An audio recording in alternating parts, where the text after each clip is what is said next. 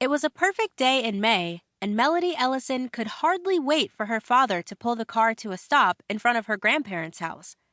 Every Sunday, Melody and her family had dinner here after church. But today was different. Melody was almost bursting with news. She hopped out of the station wagon so quickly that she forgot to hold the door for her sister Lila, who was coming out behind her. "Hey!" Lila shouted. But 9-year-old Melody was already on the front porch peering into the front windows. She could hear music coming from inside and couldn't help tapping her shiny shoes. Music always made her want to move. "What are you so hot after?" asked Dwayne, Melody's older brother. His long legs had brought him around the car and up behind her in only a few steps. "I'm not hot," Melody answered before she realized that Dwayne was joking. He meant that she was excited, and she was. She couldn't hold in her news any longer.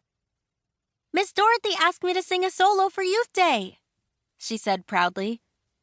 Youth Day was far away in October, but it was the biggest children's program at their church. Kids from all over the city came to sing, play music, recite poetry, and even perform in skits. Only a few kids got the chance to stand in front to sing solo parts, and they had to be very, very good. Dwayne raised his eyebrows, and Melody watched his face nervously. It wasn't easy to impress him. Dwayne was 18, and he'd done his first solo when he was 8. "Wow, congratulations," he said. "You've got to write Yvonne and tell her." Melody grinned. Yvonne was their oldest sister, who was away at college. She was a good singer, too. In fact, all the members of Melody's family were musical. "I will," she promised, "as soon as we get home." "Tell Yvonne what?" Lila joined them, carrying a plate with their mother's foil-wrapped triple chocolate cake. "Melody's going to be the star of the New Hope Baptist Church Youth Day," Dwayne said, grabbing the plate as it wobbled. "Just like I'm going to be the biggest Motown star since Smokey Robinson." Lila sniffed matter-of-factly. "Dee Dee might beat you to it." Lila was 13 and sometimes acted like she knew everything in the world. "Not me." Melody shook her head. She liked to pretend she was a singing star at home, using her hairbrush as a microphone. But she didn't like to be in the spotlight.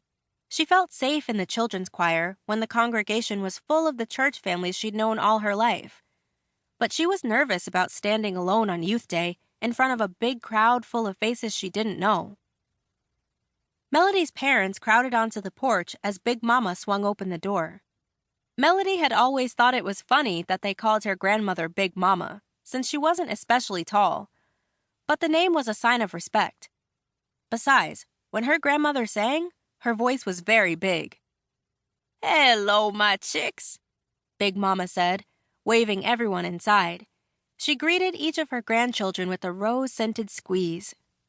"Big Mama, this is Detroit, Michigan. You left all your chickens back in Alabama, remember?" Dwayne said, ducking out of her arms.